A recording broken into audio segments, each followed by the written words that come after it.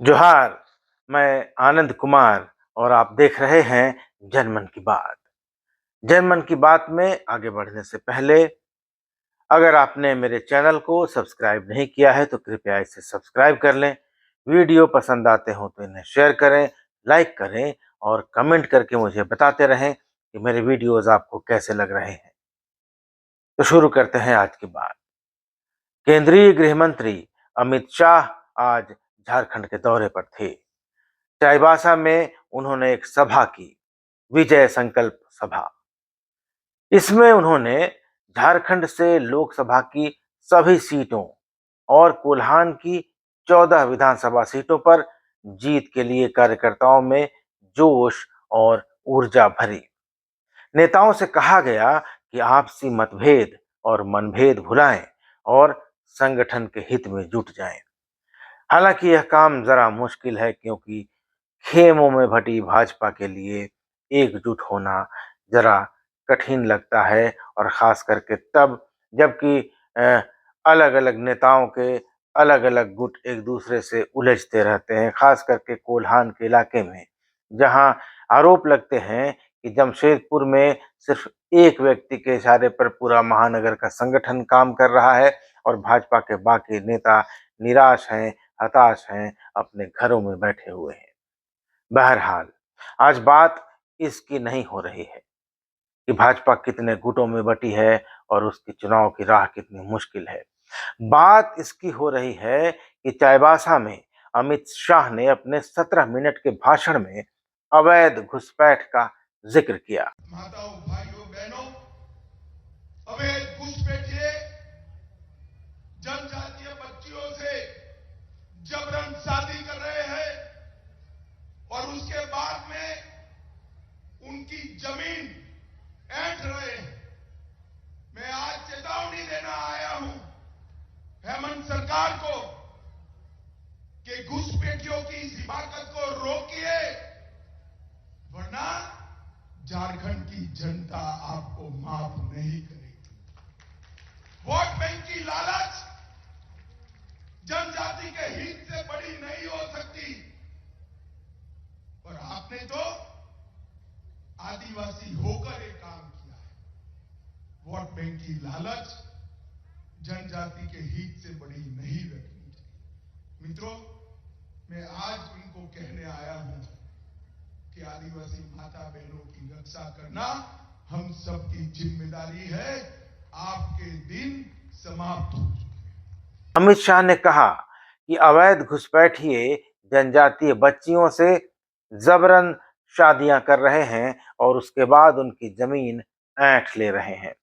गृह मंत्री ने कहा कि मैं आज चेतावनी देने आया हूं हेमंत सरकार को कि घुसपैठियों की इस हिमाकत को रोकिए, वरना झारखंड की जनता आपको कभी माफ नहीं करेगी। अमित शाह ने कहा कि वोट बैंक का लालच जनजातियों के हितों से बड़ा नहीं है, और आपने तो आदिवासी होकर यह काम किया है। केंद्रीय गृह मंत्री एक राज्य के मुख्यमंत्री से घुसपैठ की हिमाकत रोकने की बात कर रहे हैं, लेकिन उन्हीं गृह मंत्री से यह कोई नहीं पूछ रहा कि आखिर घुसपैठिए आ कहां से रहे हैं। क्या अंतर्राष्ट्रीय सीमा की निगरानी का काम केंद्र सरकार ने राज्य सरकारों के जिम्मे सौंप दिया है? क्या सीमा सुरक्षा बल यानी बॉर्डर सिक्योरिटी फोर्स और भारतीय सेना राज्यों के हवाले कर दिए गए हैं? क्या बांग्लादेश से आ रहे घुसपैठियों को रोकने का काम हेमंत सोरेन, ममता बनर्जी, नीतीश कुमार या बांग्लादेश सीमा से सटे दूसरे राज्यों के मुख्यमंत्रियों की जिम्मेदारी है? अथवा केंद्र सरकार के केंद्रीय गृह मंत्रालय और केंद्रीय रक्षा मंत्रालय की यह जिम्मेदारी है कि सीमा पार से कोई घुसपैठिया न तो देश में दाखिल होने पाए और न ही अपने देश से तस्करी दूसरे देश में हो सके। सवाल है कि आखिर बीएसएफ और दूसरी पारामिलिट्री फोर्सेस आखिर किसके नियंत्रण में, किसके अधीन काम करती हैं? क्या वे केंद्रीय गृह मंत्रालय के अधीन हैं या राज्य सरकारों के अधीन हैं? केंद्रीय गृह मंत्री से यह सवाल कोई नहीं पूछ रहा है। क्यों नहीं पूछ रहा है? ये हम नहीं जानते, लेकिन जब भाजपा और केंद्र सरकार के केंद्रीय गृह मंत्री जब राज्य सरकारों पर ये आरोप लगाते हैं कि वे घुसपैठियों की हिमायत करते हैं, घुसपैठियों की को संरक्षण देते हैं, तब उनसे ये सवाल क्यों नहीं पूछा जाना चाहिए कि आखिर घुसपैठ होती कैसे है और घुसपैठ होती क्यों है और इसका जिम्मेदार क्यों है। वे हेमंत सोरेन भी ये सवाल नहीं पूछते जिन पर केंद्रीय गृह मंत्री इल्जाम लगा रहे हैं, सवाल पूछ रहे हैं और उन्हें चेतावनी दे रहे हैं।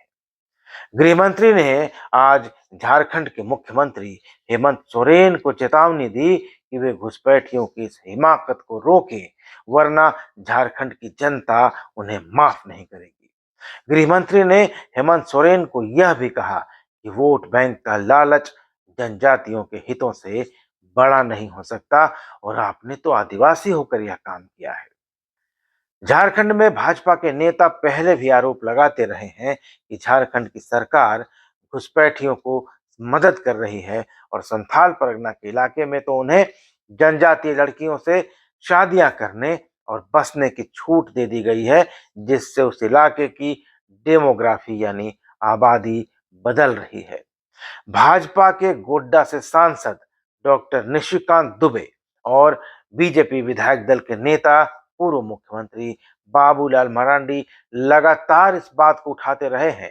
साथ ही वो यह भी कहते रहे हैं कि झारखंड से बड़े पैमाने पर गोवंश की तस्करी बांग्लादेश को होती है, लेकिन सांसद निशिकांत दुबे और भाजपा विधायक दल के नेता बाबूलाल मरांडी शायद यह भूल जाते हैं कि किसी अंतर्राष्ट्रीय सीमा पर राज्यों की सरकारों का कोई नियंत्रण नहीं होता और खासकर बांग्लादेश की सीमा पर, जहां केंद्र सरकार ने बीएसएफ की निगरानी और नियंत्रण का दायरा बढ़ाकर 20 किलोमीटर से 50 किलोमीटर कर दिया है। यानी अब 50 किलोमीटर सीमा से जो 50 किलोमीटर तक का दायरा है, वहां राज्य सरकारों या राज्य सरकार की पुलिस का कोई नियंत्रण, कोई हस्तक्षेप नहीं होगा। वहां पर राज्यों के लिए राज्यों को घुसपैठ का दोष देकर क्या केंद्रीय गृह मंत्री अपनी नाकामी को छुपा नहीं रहे हैं? यह सवाल उनसे पूछा जाना चाहिए। तो फिर अगर ऐसा है कि अगर बांग्लादेश सीमा से घुसपैठ के लिए हेमंत सोरेन सरकार या ममता बनर्जी की सरकार या बिहार की सरकार या असम की सरकार या त्रिपुरा की सरकार अगर दोषी है, तो कश्मीर घाटी में पाकिस्तानी आतंकवादियों की घुसपैठ के लिए क्या सीधे सीधे केंद्र सरकार और केंद्रीय गृह मंत्रालय को दोषी नहीं करार दिया जाना चाहिए? क्योंकि कश्मीर अब केंद्र शासित प्रदेश है, केंद्र सरकार का इलाका है। तो जाहिर है कि भाजपा और केंद्रीय गृह मंत्री झारखंड में वोट बैंक की राजनीति कर रहे हैं। अगर यह वोट बैंक की राजनीति नहीं होती, तो सीमा पार से होने वाली घुसपैठ के लिए केंद्र सरकार से सवाल होना चाहिए था, न कि राज्य की सरकार से, और वो भी केंद्र के गृह मंत्री की तरफ से। केंद्रीय गृह मंत्री सवाल करते हैं खुद जिनके जिम्मे, जिनके कंट्रोल में बीएसएफ और तमाम अर्धसैनिक बल आते हैं, वो केंद्रीय गृह मंत्री आज एक राज्य के मुख्यमंत्री से सवाल पूछ रहे हैं, वो भी सीमा पार से होने वाली घुसपैठ के लिए। तो यहां से गायें बांग्लादेश की तरफ जाए, गोवंश की तस्करी हो झारखंड से बांग्लादेश की तरफ, या फिर बांग्लादेश से घुसपैठिए झारखंड की सीमा में आए, यह नाकामी या फेलियर तो केंद्र सरकार का है, इसमें राज्य सरकार कैसे दोषी हो गई? आपको पता होना चाहिए कि सीमा सुरक्षा बल यानी बीएसएफ को इंटरनेशनल बॉर्डर से 50 किलोमीटर तक के इलाके में कार्रवाई करने का अधिकार केंद्र सरकार ने दे दिया है। हालांकि इस पर पश्चिम बंगाल की मुख्यमंत्री ममता बनर्जी ने नाराजगी भी जताई है। उनका कहना है कि बीएसएफ के एक्शन से आम लोगों को परेशानी होती है।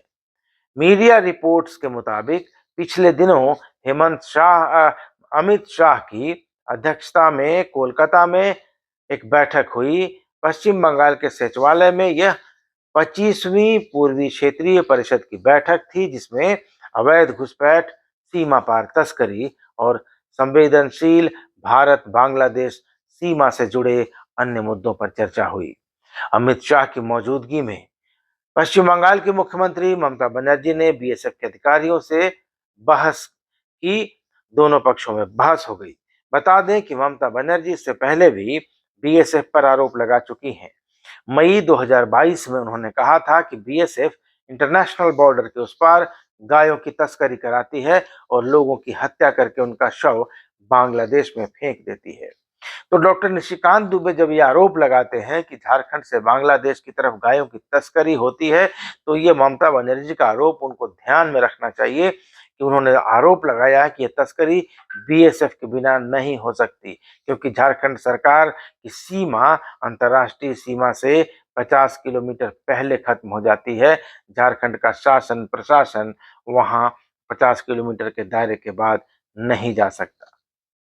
और अगर अमित शाह की बात को हम सच भी मान लें कि झारखंड सरकार घुसपैठियों को पनाह दे रही है, उनको संरक्षण दे रही है, तो झारखंड में घुसपैठिए आ भी रहे हैं, तो ममता बनर्जी का यह आरोप क्यों न सच मान लिया जाए कि बीएसएफ इंटरनेशनल बॉर्डर के उस पार गोवंश की तस्करी कराती है, और तब सीमा पार से होने वाली घुसपैठियों के लिए झारखंड सरकार या कोई और राज्य सरकार कैसे दोषी हो सकती है?